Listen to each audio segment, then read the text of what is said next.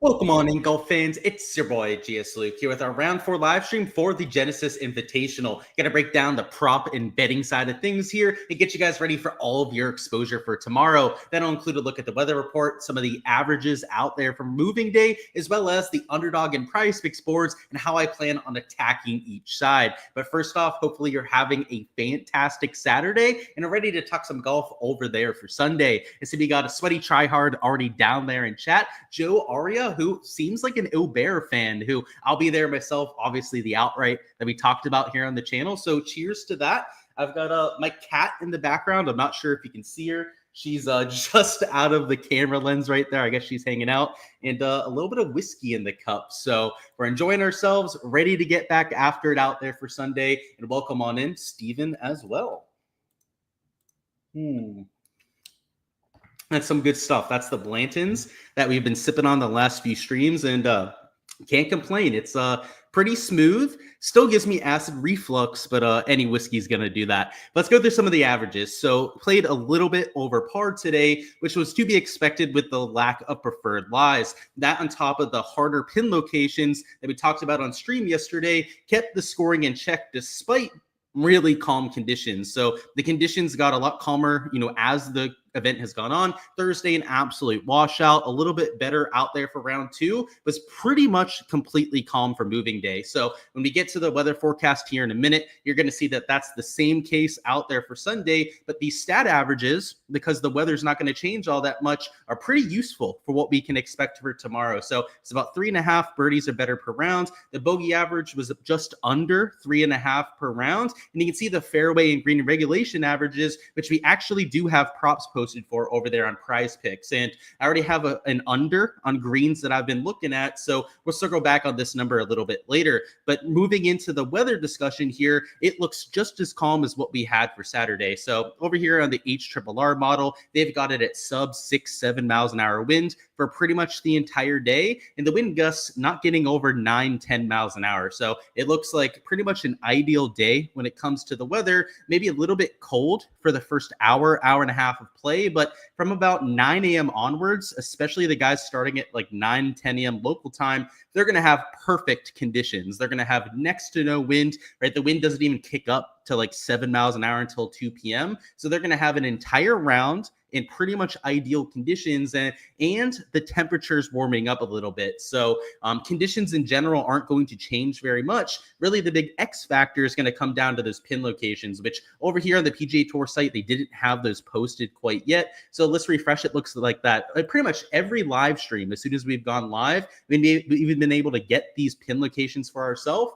We'll go ahead and fully deep dive these now to get a real sense for how the golf course is going to play, because the weather looks pretty much identical. They're probably going to move around some tee boxes as well, but we're going to get a really good idea out here on this pin sheet for what they're doing on Sunday. And this is a unique situation, I'd say, out there on the PGA Tour, because this event, when we normally play over here at Torrey Pines, it's a 3-round event over here at the South Course. They have the 1 round over there at the north side, which means they don't have pin locations picked out for all 4 rounds. So I'm expecting to see some of them that have already been used over there for this event, and perhaps a few pin locations that we haven't seen before. So we'll have to see what they're giving us here.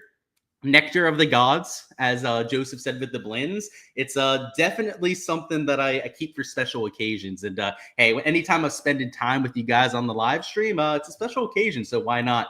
Roger Stalwart, horse for this course. Yeah, dude. I mean, he's from the area. He's long, also straight off the tee.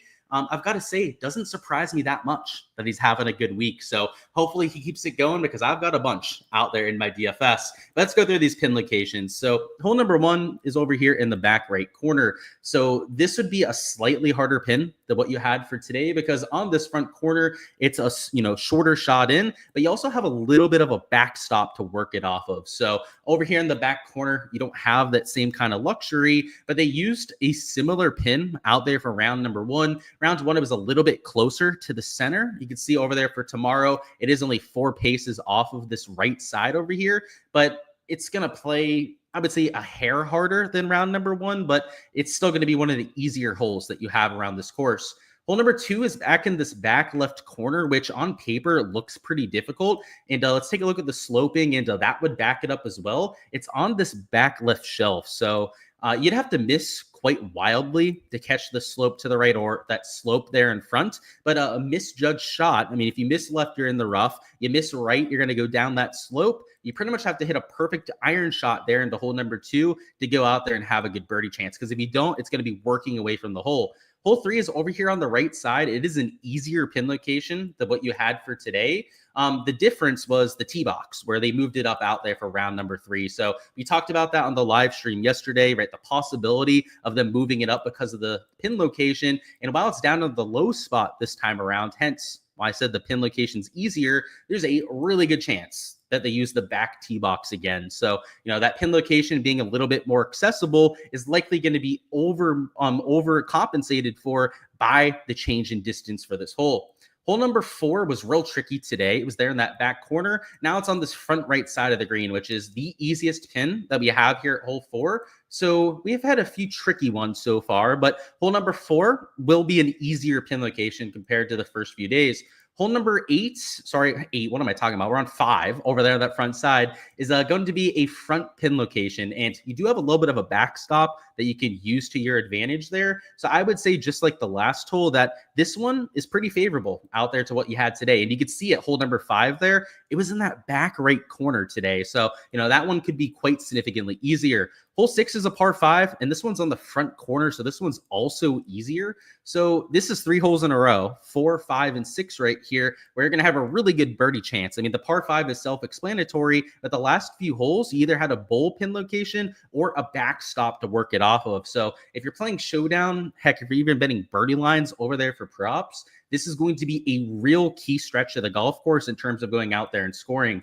Hole number 7 is a back right pin location. This one's real tough, as there's a little bit of a ridge throughout this green as well. So it's up on top of the ridge and is going to play a little bit longer. Hole number 8, now we got to 8, right, is the center back pin location out there for hole number, this par 3 here. It's a kind of tough, I'd say, because it is on this top ridge, but they also had it on the top ridge today, and it wasn't all that difficult. So it's harder than what you have this like front left pin location, which they ended up using out there for round number 2, but it's not overly difficult. I mean, Hideki Matsuyama did make a hole-in-one out there to that pin location. Next up, we have hole number 9, which is on the front side. It is a par 5, so it's also nice to have this one shortened up a little bit. And it's kind of similar to today. You can see the pin location today was a little bit towards the left. Now it's going to be front right. So if you miss in this front left bunker, it is a relatively simple up and down. If you short side yourself over here on the right rougher bunker, it could be a little bit more dicey to get up and down. So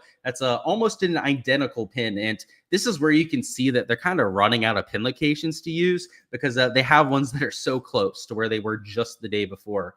Hole number 10 is over here on this front right corner. It's not quite at the front. It is a hole like 10 paces onto the green, but this one's a little bit simpler than what you had for today. And while the first few holes looked a little dicey, the last 6, 7 holes have definitely been pretty soft. So not really what we're used to seeing on a Sunday, which might be a byproduct of this being a new event for them, right? They're not used to having Sunday or 4 rounds over here at the South Course. 11 is in this back left corner. This one is real tough, especially if they tip this one out. They did tip it out out here to the back right corner, which made that one play well over par. In fact, I think it was the most difficult hole in the golf course. If they tip it out to this back left corner, it will also be the most difficult hole around this golf course. Hole 12 is in the back middle. It kind of shies towards this right little lobe. It's a very similar location to round number 3. It's going to play to about the same distance, and it's about the same protection, I'd say, right? In fact, it's towards the even larger side of the green,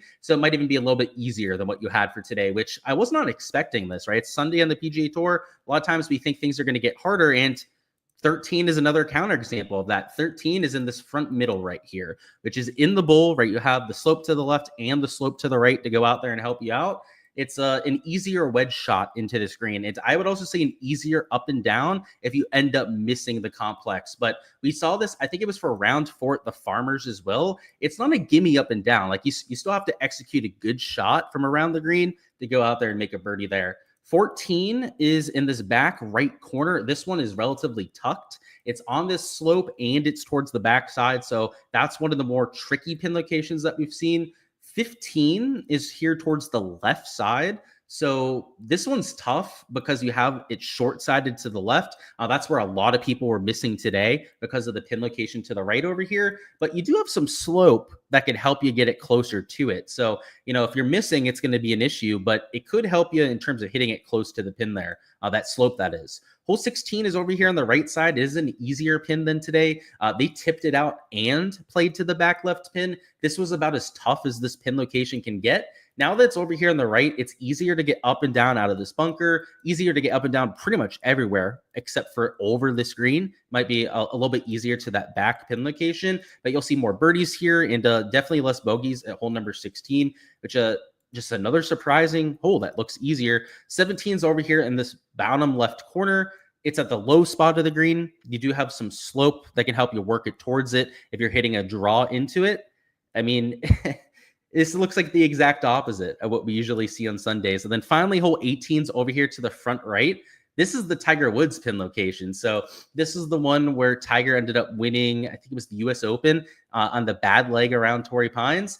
You don't really have a backstop here, so this one's going to be a lot harder than what you had over here to the left, but a lot of this depends on the tee box. Today, they moved it up one tee box to give players a chance. If they tip it out, it could get a little bit harder here at hole number 18, but if they play it up or maybe even move up the tee box more, it could play easier. So, and I know it doesn't seem like all that much. It's only about like a 15-yard difference, maybe a 20-yard difference from here to the back tee box, but it makes it like a 250-yard approach shot with your second, as opposed to 270 over the water, which it's fine margins when it comes to these tour players, but they're much more comfortable hitting a 3-wood or a 5-wood from 250 than doing that same thing from 270. A miss hit from 270 is going to go into Devlin's Billabong, which is this little lake you have towards the front side over here. This water hazard really changes that perspective. So it looked like today they moved up that tee box to kind of entice players to go for it.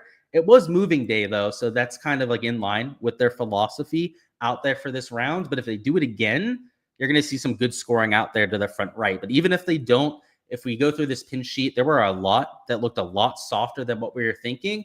Still spots you can get into trouble. I mean, like 1 is only 4 paces off the side. 6 is a par 5, so let's not count that one. But 7 is a real tough pin location. 11 is a pretty tricky pin location. Heck, even 12, because it's so long to their back right corner. I mean, it's like a 510-yard hole out there to the back right at 12.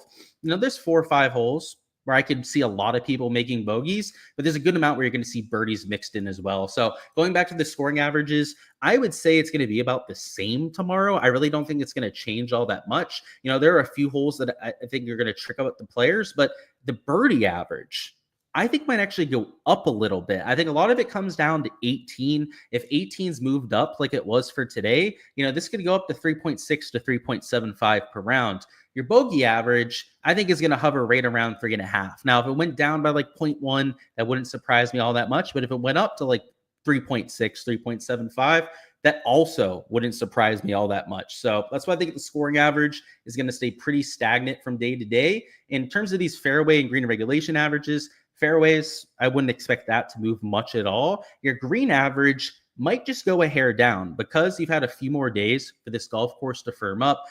The sunlight was out. You haven't had a bunch of wind, but it's still going to start to get drier as this week goes on.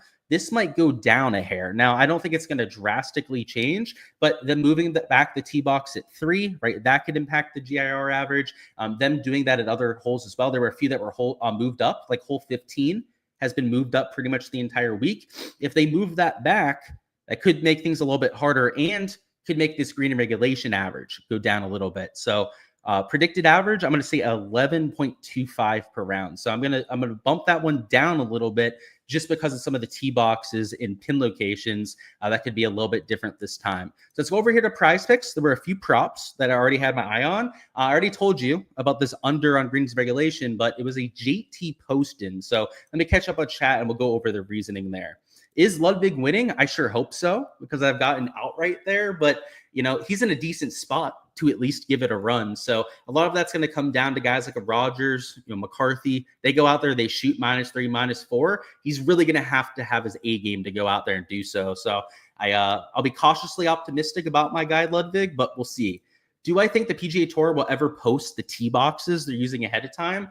I think maybe someday, especially with the advent of betting and people trying to do things like these strokes and birdie or better bets. But as of right now, it's not a priority for them. So I wouldn't count on it anytime soon. So, cautiously optimistic about that as well. I would love to see that in the future, but I wouldn't count on it. What's going on, Harish? Thoughts on JT for Showdown? So, yeah, we can go over some Showdown stuff over here on the prop stream. So I really like him. So I talked about it a little bit over there on the Ship It Nation YouTube channel, but he gained 4 strokes on approach today, and round 3 was the first time all week that he lost strokes putting. Now, JT and losing strokes putting has become the most regular thing that we have out here in the PGA Tour. But rounds 1 and 2, he was into the positive. Round 2, gained over a stroke and a half. Round 1, gained about a stroke over there with his putting. So round 4, I think he's got high upside written all over him, because if he can continue to hit the ball well and make a few putts, he can make a run at trying to win this thing. But at the same time,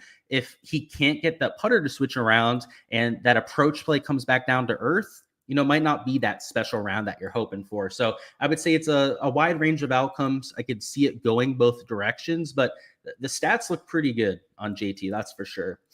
Speaking of the other JT, let's go through this under on greens regulation I was looking at. And it's because last year, if you take a look at JT Poston over here, didn't rank the best when it came to green regulation percentage. So this was from 2024, and he ranked 120 on the whole PGA Tour, which is below the average over there on those rankings. It's not horrendous. Like horrendous is the 140 to the 200 range out there in any one category, but it's well below average. And considering the average today for greens regulation was just 11.5 per round, right? You'd think a player like Poston would project under. Now, seeing the fact that they might move back a few tees, the pin locations looking dicey in a few cases, makes me like this one even more. So I love that prop. What I was trying to find for the combination, I know we're going to play this Poston one, was a positive stance play, because, if we took 2 fades, like another under on greens, for example, you're only going to get a 2.5x payout. So I'll open it up to chat. If you guys saw anything you really liked in terms of a positive stance play,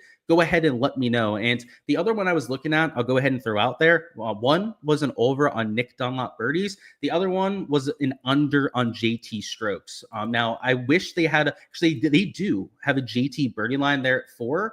That might be the safer play to go after this sort of thing, but it's these sort of props that I'm looking at. Now, with the Dunlop one, he was a top 10 birdie maker in this field when it came to 2024.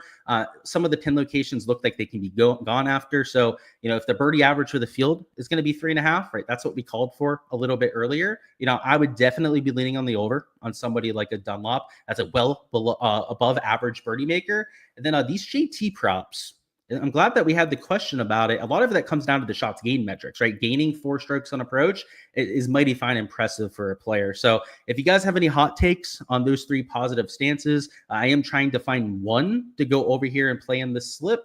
But birdie lines, after seeing those pin locations, don't seem like the worst idea, because especially on that front 9, I could see guys making 3 birdies on the front 9. Depending on that wins, that should be reachable for your elite tier players. I got to hit the fairway there, but you can give it a go in 2. 6, always going to be a good birdie look, and then 3 through 5, right? Those were the ones that were real easy on the front 9. Those were also pretty good birdie looks. So I'm not against the good old birdie line, but with JT, he is down at 70.5 when it comes to his line on books. He is juiced a little bit towards the over.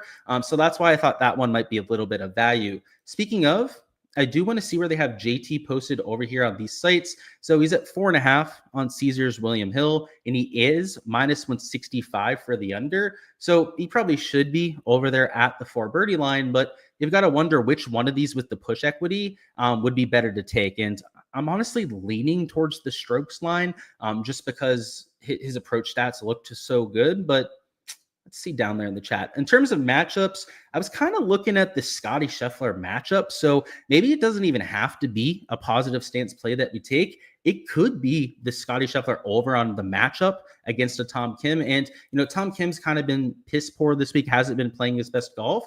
Scotty Scheffler, he had a really down round 3, but, he's not playing his best golf either. So if that's the case, you kind of just look at them long term. Scotty Scheffler is long-term a way, way better player than Tom Kim, especially when it comes to birdie or better percentage. So just to show you the stats out there from last year, let's go over to the scoring categories now to bring up birdie or better percentage. Looks like I went past it. And we'll go back to 2024 as well. So we'll do the same thing. Just not a big enough sample size here in 2025 quite yet. But if we bring up Scotty Scheffler, number one, I shouldn't even have typed him in. We already knew that ahead of time. But let's find Tom Kim on here. So to find Tom Kim, you've got to go the whole way down to number 53 out there in the PGA Tour, right? So you're talking about the number 1 player versus the number 53 player. That's why I was considering that one. So let me see if you guys have given me any thoughts down in chat, and we'll try and enter a 2-man here. What's the lowest I think is live for an outright? So I'd say -3 is where I'd cut it off. And the only reason I say -3 is you have JT, Rory, and Scotty at that sort of number. Those are the only guys at -3 I would really put into consideration. If it's not an elite tier player like those guys, probably the -4, -5s is where you'd want to cut that off. Rogers over 3 birdies. Okay, we'll take a look at it. You think he'll get a few at least with those pins? I think there's a lot of push equity there at 3, but I am curious where he is on the books. Which, speaking of, I will bring up his line on Caesars, where Patrick Rogers is at 3.5, and he's juiced a little bit towards the under. So, kind of like that JT prop that was over there at 4. I think the push equity makes it playable. That's for sure. It's not value compared to the books, but it is playable. Berger for the over at 3.5 birdies. I've got to say, let's look at the stats. I don't know if that one's really value in either direction, was what I was about to say there. But the stat profile was very balanced out there in round 3. Now, round 2, he gained on approach. That was by far his best category. Round 1 was where he was a little bit sketchy, but that's also when conditions were super windy, completely different than what you've had for the last few days. So, you got him at 3.5 birdies there? Let's look at the birdie average. I think that's the real X factor when it comes to this. So last year wasn't his best year, right? So we got to take this with a grain of salt. He was a little bit better than your tour average when it comes to birdie percentage. So, I would say my initial stance that I don't think it's really big value in either direction is probably true after going through all that. But yeah, if you're looking at the over, I won't talk you off of it because I'm a big Daniel Berger fan myself. He's one of my favorite players out there on tour. By the way, guys, I need you guys to smash the like button if you guys haven't already. So let's get to it if you guys haven't done already. Let's pump those numbers up. What's going on, Carter? You said Fleetwood for the under 71.5 strokes. Yeah, so on the sportsbooks, he's about even money. He's actually -120 for the under now, so maybe a little bit of juice that's coming in on Tommy Fleetwood. I like him at grinded out fests like this, and if you take a look at his stats from today, he also played pretty well. So if we bring these up, round 3, gained off the tee, gained on approach. Round 2, gained 3 strokes on approach. And round 1, once again, I'll kind of throw it out here for a lot of these players. It was just completely different conditions than what we're going to have for tomorrow. So round 2 hit 8 of his 14 fairways, and then today hit 9 of his 14. He historically is a little bit more accurate than what we've seen. And if he can hit some fairways, I would really like that kind of lean. So it's something that I'm going to have to run my projections on, see where I stand after I get off the live stream here. But I think you're onto something there. I think that could make a lot of sense. In terms of the slip we're going to do here for the live stream, though, I think I've settled on what I want to take. We're going to take the whole JT slip. So it's going to be the JT under 71 strokes. So kind of assuming that he goes and makes a run at it. I think with some of these pin locations that he could go out there and do so. I'm torn, though, between taking his strokes line and then wanting to take this birdie line. So I think for the sake of safety here, I'm going to go with his birdies just in case JT runs into any big numbers out there. I guess the one thing holding me back from that, though, is that JT would have to shoot 5 birdies to go over that sort of line.